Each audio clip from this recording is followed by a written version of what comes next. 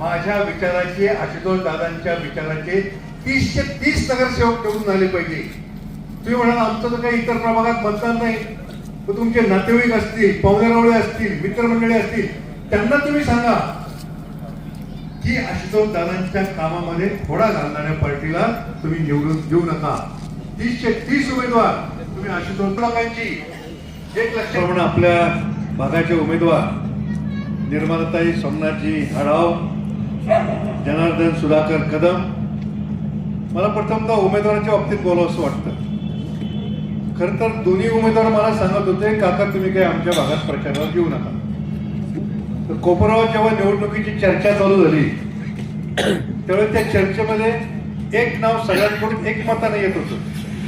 निवडणुकीचं काय होईल आम्हाला माहित नाही, पण जना कदम हा गावातल्या सर्वाधिक मताधिकारी निवडून येणार आहे ही चर्चा गावात होती. आमचे जेठाबाई मला रोज सांगायचे, रोज सकाळी जेव्हा आम्ही मॉर्निंग वॉकला बैठक करायचो, जेठाबाई मला कायम सांगायचे जना भाऊ सर्वाधिक मताधिकारी निवडून येणार. मी डिक्लेअर कॅन्डिडेट होतो. जना भाऊच्या जोडीला आता निर्मलाताई जेव्हा आल्या तेव्हा निर्मलाताई आपली जबाबदारी आता ते मताधिक्य वाढवायची. कोपरगावात नाही, महाराष्ट्रातलं सर्वाधिक मताधिक्य तुम्हाला मिळालं पाहिजे आणि ते मिळणार याची मला आजच्या सभेवरून खात्री वाटायला लागली. एक लक्षात घ्या, या आपल्या प्रभागामध्ये आहे कोण?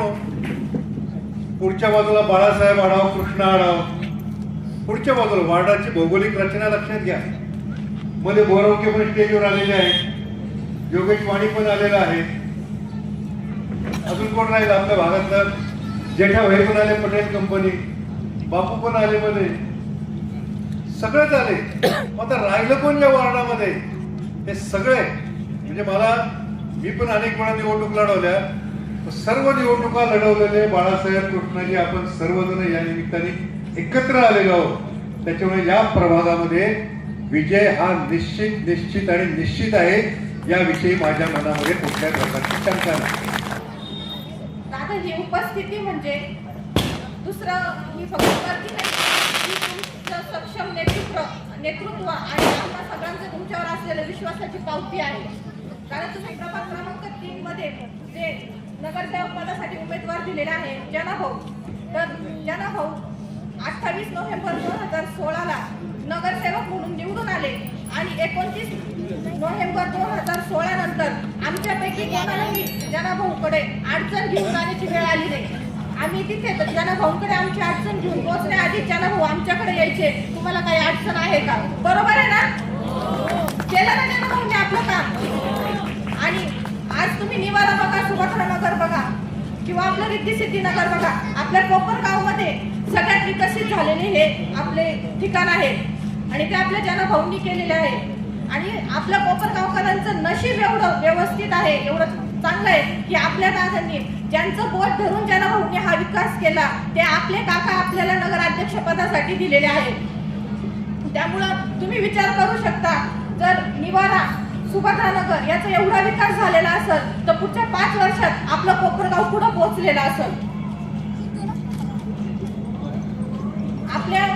मी बाकीच्या उमेदवार सारखं आपल्या नगराध्यक्ष उमेदवाराला कोणी साहेब सर म्हणत नाही, कारण ते आपले उमेदवार तर आहेत पण ते आपल्या कुटुंबातील एक भाग आहे. म्हणून आपण त्यांना सर्व लाडाने काकाच म्हणतो. कोणी काका साहेब म्हणत नाही, कोणी काही म्हणत नाही, काका सर म्हणत नाही, सगळे त्यांना काकाच म्हणतात. कारण आता गंगुले सरांनी सांगितलं की आपले जे विरोधक आहेत ते तुम्ही केलेल्या प्रत्येक कामाचे तिथं फ्लेक्स बोर्ड लावतात, हा निधी आम्हीच आणून दिलाय, हा निधी आम्हीच आणलेला आहे, हे आम्हीच केलेलं आहे. पण दादा, ही आमची कोपरगावची जनता, ही सगळी जनता सुशिक्षित आहे आणि यांना माहिती आहे की दादा तुम्ही रील स्टार नाही, तुम्ही रिअल स्टार आहात आणि ह्या कोपरगावचा काळा पालट हा तुम्हीच केलेला आहे. त्यामुळं मी सगळ्यांना आवर्जून सांगते, आपले जनाभाऊ हे तर आज निवडणूक जशी लागली तेव्हाच फिक्स झालेले जनाभाऊ सर्वाधिक मताधिक्याने निवडून येणार आहे. पण त्याचबरोबर आपली बहीण निर्मलाताई या ठिकाणी आपली सेवा करण्यासाठी उत्सुक आहे. तर मी सर्वांना विनंती करते की येत्या निवडणुकीमध्ये सर्वांनी 3 घड्याळाचे बटन दाबून आपल्या आशुतोष दादांच्या कामाला बळ देण्यासाठी आपले उमेदवार निवडून आणावे. जय हिंद. थांबलेले का तर तुम्ही सर्वांचे लाडके म्हणून सगळे थांबले. हा वेळेस स्वयंपाकाचा आहे महिलांचा, पण का थांबले तर आपले लाडके आमदार येत आहेत. सगळे म्हणजे स्वयंपाक बाजूला ठेवून सर्व महिला मंडळ तुमची वाट बघत थांबले. सर्वांनी सर्व प्रश्न मांडले, सगळं बोलून झालं, माझ्यासाठी काहीच ठेवलेलं नाही दादा. पण तरी मी एक वस्तीपुरतं बोलते.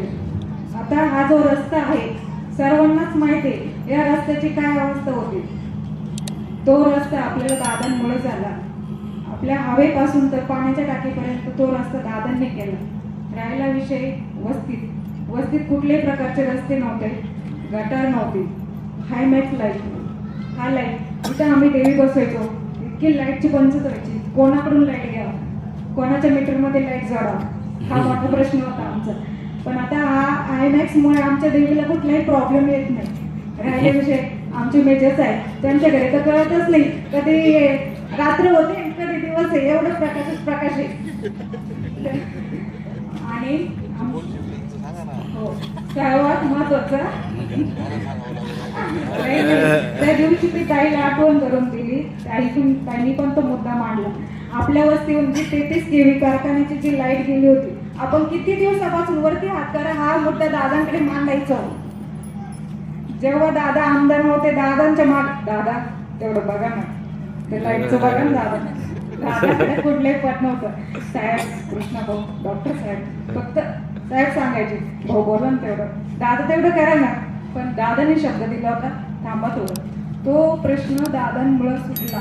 त्याला किती खर्च आला असता हे मलाही माहित नाही आणि तुम्हालाही सांगू शकत नाही आणि आपण करूही शकलो नसतो. ती सर्वात मोठी लाईट होती, 33 केव्ही कारखान्याची लाईट होती. त्याला शक्य नव्हतं की बाहेर काही बोलत नाही. आणि सर्वात मेन प्रश्न म्हणजे गटरीचा पाण्याचा जो प्रश्न होता, बाहुलला टेन्शन आला असं ना, तर बहिणी काय बोलते. पाण्याचा प्रश्न होता. खरंच भाऊ मनापासून मी दादांचं धन्यवाद मानते. जे 28 दिवसाला पाणी होतं, खरंच खूप हाल काढले आम्ही. मला जर माहित असतं कोपरगावची जर पाण्याची अशी परिस्थिती ना, भाऊ नक्कीच विचार केला असतं कोपरगाव जाऊ का नको. म्हणजे खरंच खूप मोठा प्रश्न होता कोपरगावला. सर्वात मोठा सासुरवासा असेल तो असा असायचा, पोरी पाणी जपून वापर. गावाकडे वाढलेल्या मुली विहिरीचं पाणी नाही का, दुष्काळ असायचं, मोटरी चालू असायचं, बदाबदा ते काय म्हणतात दांडाने पाणी व्हायचं. धपाधप धुणं कपडे भांडे सगळं काही. आम्ही गावाकडे वाढलेल्या मुली, आम्हाला एकदम मोकळं पाणी वापरायची सवय. आणि इथं आल्यानंतर सगळ्याच गोष्टीला म्हणजे आता नाव घ्यायची गरज नाही, पण एक बादलीच वापरायची बरं का, अशी इथली परिस्थिती होती. आणि पाणी आल्यानंतर लाईट नसायची तर टॉयलेटच्या टाकीत अगदी बादलीनी पाणी भरून मी आणि माझे दीर बंधू जिन्यानी वरती जाऊन त्या टाकीत आम्ही पाणी भरायचो, मग ते पाणी वापरावं लागायचं खाली. इतकी वाईट अवस्था होती पाण्याची. पाण्याविषयी बोलणं म्हणजे खूप भयंकर पाण्याचा विषय. आणि राहिलं गटरीचा प्रश्न. गटर सगळ्या ओपन होत्या. ज्या पाण्याची लाईन गेलेली असायची तिथं जर गटर असली, ते पाण्याची पाईपलाईन जर लिकेज असली तर ते गटरीचं पाणी त्या पाईपात जायचं.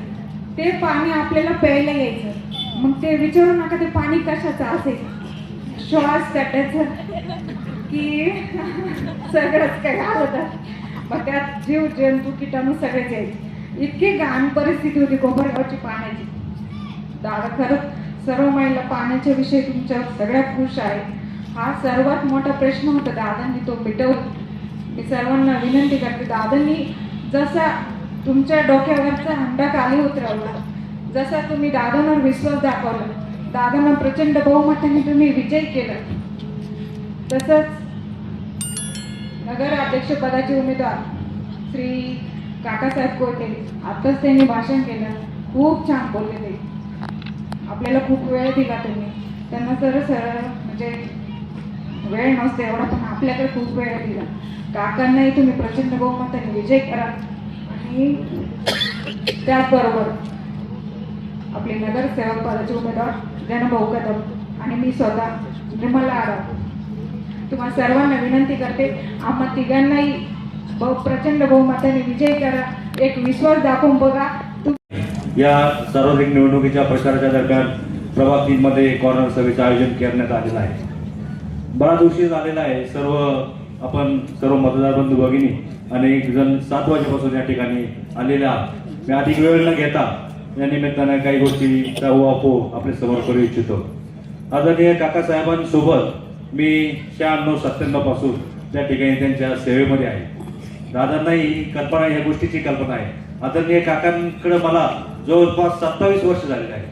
मी कॉलेजला जॉईन असताना SYBA शिक्षण घेत असताना काकांनी मला शिपाई पदाची नोकरी त्या ठिकाणी समतापत संस्थेमध्ये दिली आणि तेव्हापासून मी काकांचा विश्वास संपादन करून आज या इथपर्यंत पोहोचलेला आहे. सन 2016 मध्ये आदरणीय काकांनी मला नगरसेवक पदासाठी त्यांच्या कुटुंबात कोणी उत्सुक नसल्यामुळं त्या ठिकाणी मला उमेदवारी त्यांनी दिली आणि या कोपरगाव शहरामध्ये सर्वाधिक जास्त मतांनी 850 मतांनी मी या ठिकाणी निवडून आलो होतो. आणि 2016 नंतर जेव्हा मी निवडून आल्यानंतर फक्त सेवाभाव म्हणून या प्रभागामध्ये मी कार्यरत राहिलो. अनेक विकास कामे कोपरगाव नगरपालिकेच्या माध्यमातून असेल, आपणही वेळोवेळी मला त्या ठिकाणी सहकार्य केलं. मागच्या 2-3 वर्षामध्ये फक्त विकासाचा एक अजेंडा घेऊन त्या ठिकाणी मी ह्या गेल्या 2016 पासून आजपर्यंत या ठिकाणी कार्यरत आहे. वेळोवेळी काकांनी मला त्या ठिकाणी मोलाचं मार्गदर्शन केलं.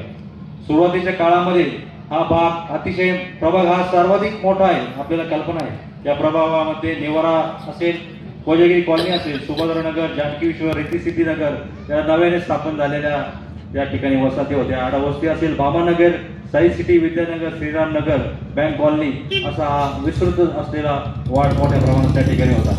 आणि अनेक वर्ष त्या ठिकाणी त्या भागाचा अनुशेष शिल्लक कामाचा अनुशेष त्या ठिकाणी शिल्लक राहिलेला होता. आणि मी सातत्यानं या कामासाठी या नगरपालिकेच्या माध्यमातून अनेक प्रश्न त्या ठिकाणी सोडविले आणि फक्त मागचे 9 वर्ष फक्त काम म्हणजे काम याच डोक्यात ठेवून त्या सातत्याने ते कामाचा पाठपुरावा करून आपल्या सर्वांच्या समस्या सोडवण्यामध्ये मी सक्षम ठरलो होतो आणि याची सर्व आपल्याला कल्पना आहे. परंतु गेल्या काही 10 दिवसापासून जो आपण नगरपालिकेचा प्रचार चालू आहे की त्या ठिकाणी काही जणांनी येऊन इथून सांगितलं की जनार्दन कदम यांनी आम्हाला सोडून गेले आणि त्यांनी आमच्याशी गद्दारी केली. परंतु मी आपल्याला सर्वांना सांगू इच्छितो की आदरणीय काकांनी वयाच्या 19व्या वर्षापासून मला सांभाळलेलं आहे. त्याच्यामुळे 27 वर्ष मी त्यांच्याकडे काढलेले आहे. त्याच्यामुळे मला कोणाकडे सोडून जाण्याची आवश्यकता वाटली नाही. काकासाहेब जिथे जातील त्यांच्या मागे मी राहणार हे आपल्या सर्वांना सर्वश्रुत आहे. आणि यापुढेही मी आदरणीय दादांनी मला या ठिकाणी उमेदवारी दिली आहे. आपल्या सर्वांच्या समोर मी सांगतो की मी जिथं असतो तिथं प्रामाणिक असतो आणि येत्या 5 वर्षामध्ये देखील आपली प्रामाणिकपणे निश्चितच मी सेवा करेन. आणि आपणही सर्वांनी या ठिकाणी आदरणीय काकांच्या मागे मोठ्या ताकदीनं आपल्याला सर्वांना उभं राहायचं आहे. आमच्या निर्मळताई आढाव देखील आपल्या या उमेदवार आहेत. त्यांनाही आम्हाला तिघांनाही आपण प्रचंड मदत देखील निवडून द्यावं अशी मी आपल्या सर्वांना विनंती करतो आणि थांबतो. जय हिंद, जय भारत. डी न्यूज वृत्तवाहिनी सामाजिक, शैक्षणिक, राजकीय, धार्मिक, सहकार, सांस्कृतिक, कृषी या सर्व चालू घडामोडींचा वेध घेणारी वृत्तवाहिनी. डी न्यूज वृत्तवाहिनी, वेध वर्तमानाचा.